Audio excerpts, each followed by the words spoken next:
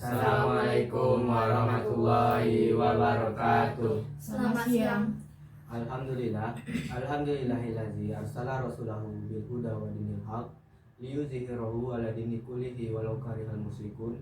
Asyhadu an la ilaha illallah wahdahu la syarikalah wa asyhadu anna Muhammadan abduhu wa rasuluh. Pertama sekali, marilah kita ucapkan puji syukur kehadiran Tuhan Yang Maha Esa sehingga kita masih diberi kesehatan pada hari ini. Kami di sini ingin mempresentasikan hasil diskusi kami tentang kelompok sosial organisasi ROIS. Sebelum itu, perkenalkan nama-nama kami. Nama saya Halif Maulana Rilfa. Nama saya Gary Presley. Saya Asna Sakina. Saya Jessie Angelin. Saya Jasmine Wijaya. Baiklah, kami akan langsung saja masuk ke materi. Latar belakang organisasi ROHIS oleh Jessie. Latar belakang terbentuknya ROHIS. Organisasi ROHIS mulai muncul dan dikenal secara luas pada akhir tahun 1980-an. Tujuan dibentuknya ROHIS pada tingkat sekolah kala itu adalah untuk memberi solusi mengenai wadah yang bisa memberi pengetahuan agama lebih mendalam kepada para pelajar. ROHIS sebagai sarana yang bisa menambah pelajaran agama karena ilmu agama yang didapatkan dalam pelajaran tidaklah cukup. Semenjak saat itu, organisasi ROHIS mulai dibentuk di sekolah-sekolah. ROHIS di lingkup sekolah dibuat karena untuk memperdalam pemahaman agama atau dalam praktik pemahaman agama. Mereka diberikan pemahaman yang benar tentang syariat Islam, akidah, ibadah, dan akhlak. Nah, ROHIS masa tualang dimulai dari LIKO atau perkumpulan yang ingin membentuk organisasi agama di sekolah kita. Sebelum nama ROHIS terbentuk, organisasi ini bernama Kerohanian, yang dimana dalam perkumpulannya dibedakan antara Ahwat dan Ikhwan. Sekitar tahun 2017, nama Kerohanian dirubah menjadi nama ROHIS yang masih dipakai hingga saat ini. Selain itu, ROHIS masa tualang memiliki nama lain yaitu ROHIS Al-Azam. Deskripsi organisasi ROHIS oleh Jesselyn. B. Deskripsi ROHIS. ROHIS ini adalah singkatan dari Rohani Islam. Rohani Islam bisa kita sebut juga dengan DKM atau Dewan Keluarga Masjid. ROHIS bisa kita temui di sekolah-sekolah seperti SMA dan SMP dalam bentuk organisasi kesiswaan.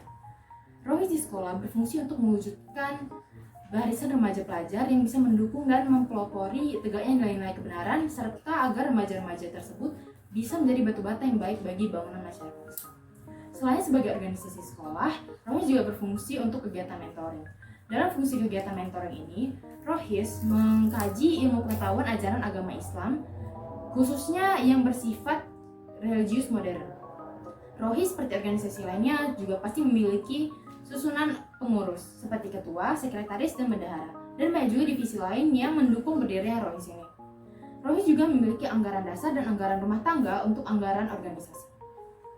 Tujuan organisasi ROHIS oleh Gary. Tujuan ROHIS 1. Membantu seseorang menjadi manusia seutuhnya dan mencapai kebahagiaan di dunia dan di akhirat. 2. Memberikan pertolongan kepada setiap individu. 3. Meningkatkan kualitas keimanan. 4. Mengantarkan individu mengenal, mencintai, dan berjumpa dengan esensi diri. 5. Menumbuhkan jiwa kepemimpinan dan rasa kepedulian sosial. Tujuan khusus 1. Membantu individu agar terhindar dari masalah.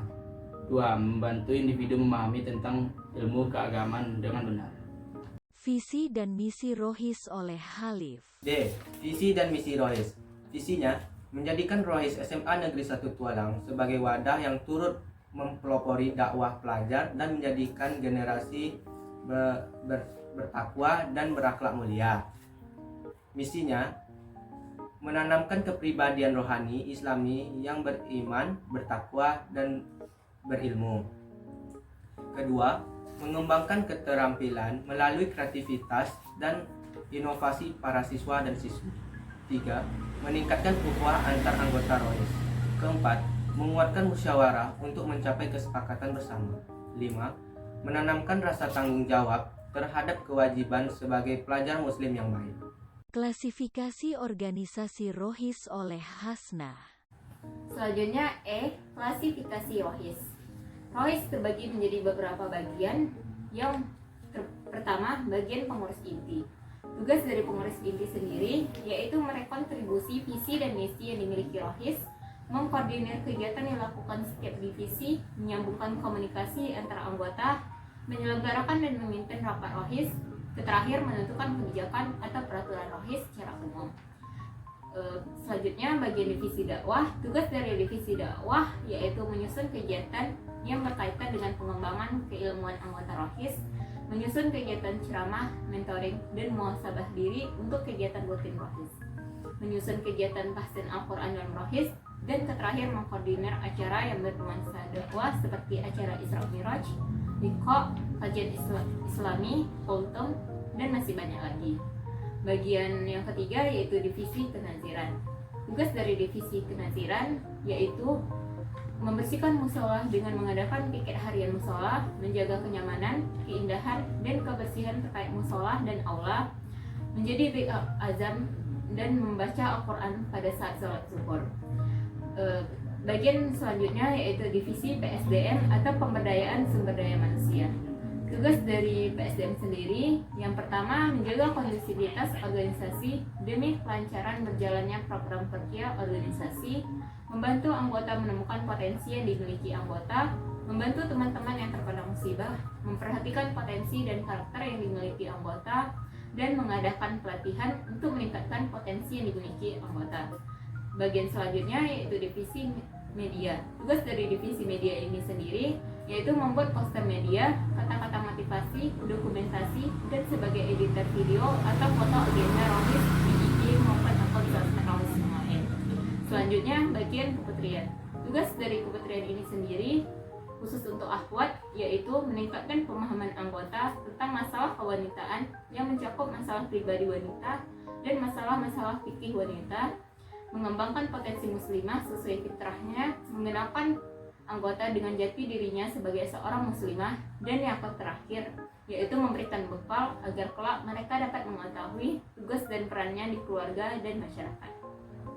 Hubungan kelompok sosial dengan organisasi Rohis. Kenapa Rohis dikatakan sebagai kelompok sosial? Karena terdapat susunan organisasi yang jelas dan pembagian tugas yang jelas. Yang hal-hal yang dilakukan Rohis merupakan hal-hal yang berbau positif. Jadi organisasi Rohis ini termasuk ke dalam jenis kelompok sosial yang mana, Jesslyn? Rohis ini bisa kita katakan kalau Rohis ini masuk ke dalam formal group. Kenapa? Karena di Rohis ini ada banyak aturan ketat yang secara sengaja dibuat oleh anggotanya untuk mengatur organisasi dan mengatur hubungan antar sesama anggota Rohis. Nah, selain itu Rohis ini juga bisa kita katakan sebagai kelompok primer Rohis. Kenapa tuh, Jess? Karena di dalam Rohis ini ada rasa keterikatan antar anggotanya. Nah, di mana rasa keterikatan ini tuh membuat hubungan keluargaan antara anggota Rohis itu yang membuat mereka semakin akrab dalam mengikuti organisasi ini. Yeay, selesai. Sekian dari kami. Bila terdapat kesalahan dan kejanggalan, mohon maaf, ditegur sapa serta diluruskan. Kami akhiri dengan wabillahi taufiq wal hidayah. Wassalamualaikum warahmatullahi wabarakatuh.